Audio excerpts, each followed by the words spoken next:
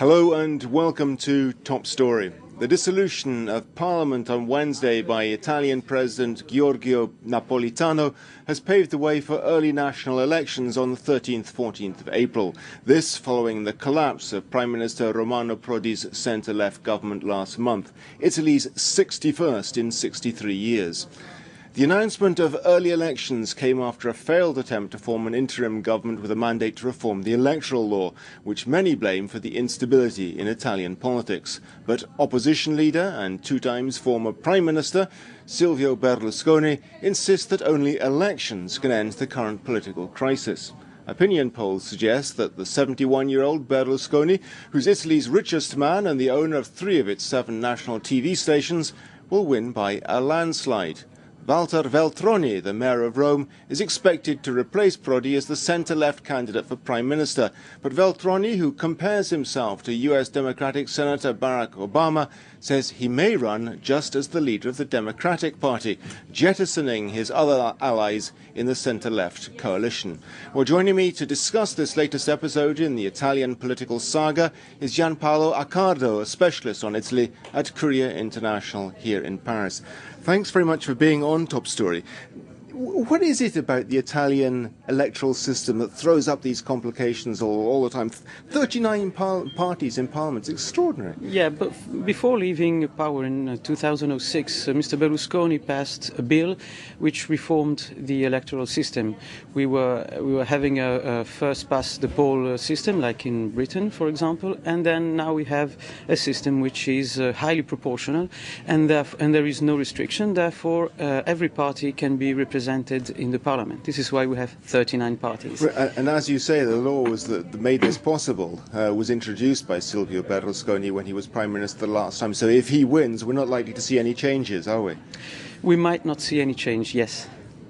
Do you think that's a good thing for Italian politics? I mean, how do most Italians feel about it? Do they feel it's evidence of the democratic nature of the Italian system, or do they think it's a recipe for chaos?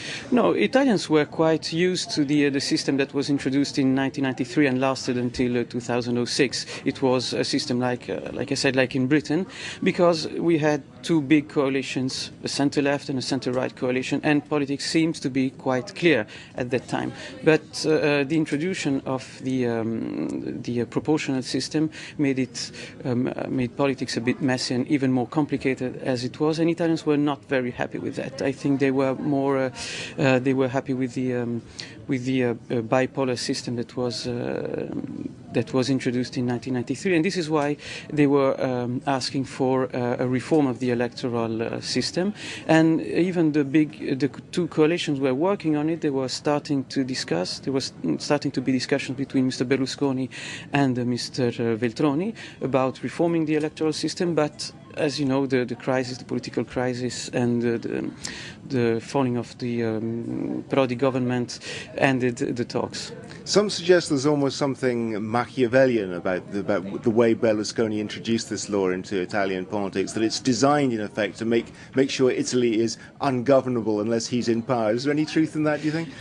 There might be some truth, yes, because in 2006, when the bill was introduced, Berlusconi was behind in the polls. He was quite sure he was going to lose the elections, and therefore he introduced this system that was a kind of after me it will be hell, and I'm the only one who can save Italy from that kind of situation, which is what is happening now, in fact. Assuming he does win, it'll be the 62nd government that Italy will have had in the last 63 years. How damaging is that for Italy? Italy doesn't know what political stability means. It has, and it needs it dramatically. We had a certain period of stability between 1994 and 2006. We had only 4 changes in the government. There were elections, and that was, people say, a good period. Now stability is something we desperately need, and it seems to be a priority of the next government, independently if it would be a government run by Mr. Berlusconi or by Mr. Veltroni. And the first thing this government will have to do is reforming the electoral system so that we have more stability and more efficiency. love him or hate him, it is remarkable the way Berlusconi seems to keep bouncing back, isn't it? Despite his encounters with the occasional encounters with the law.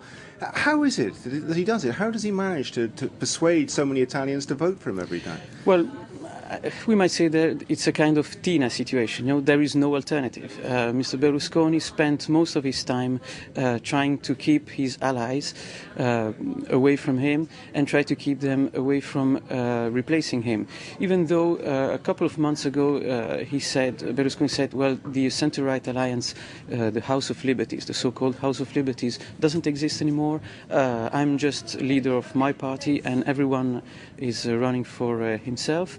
He made sure that no one can replace him as a leader of the centre-right. And now, asking for snap polls and early elections, he seems to be the natural leader of the right. And the leader of the other parties, member of his coalition, doesn't challenge him on the leadership. So he's kind of natural leader. There is no alternative. What about the opposition, though? Walter Veltroni, the leader of the Democratic Party, is suggesting he wants to go it alone to break with his centre-left allies. What chances has he's got? A relatively young man in Italian terms, but 20 years younger than Berlusconi anyway, 52 years old, mayor of Rome. Has he got a chance? Well, Mr. Veltroni is very popular. He speaks clearly. He doesn't speak the kind of language Italian politicians are used to, which is very complicated. And he is popular not only in Rome, but also in Italy.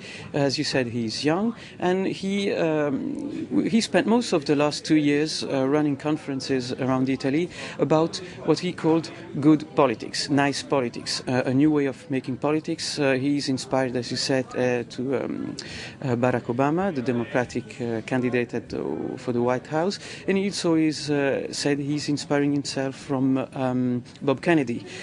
So he wants to bring a new deal to Italy, and this might be, he's counting on this element of this new element in Italian politics to be attractive even to not only to left-wing voters, but also to center voters, which in Italy are decisive to. Is it a good move then for him to split off from his centre-left allies? Does that improve his chances, do you think? But Mr. Veltroni has a problem. He's in the centre-left, but he has to distance himself from Mr. Prodi's legacy.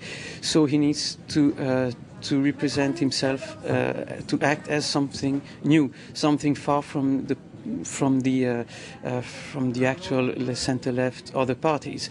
So he has to run alone also to see how much does his party weigh, because it's the first time. At that point, I'm afraid I'm going to have to stop you. That's all we have time for today. Thanks to our guest, Gianpaolo Accardo of Korea International. Join us again tomorrow for another edition of Top Story. Goodbye.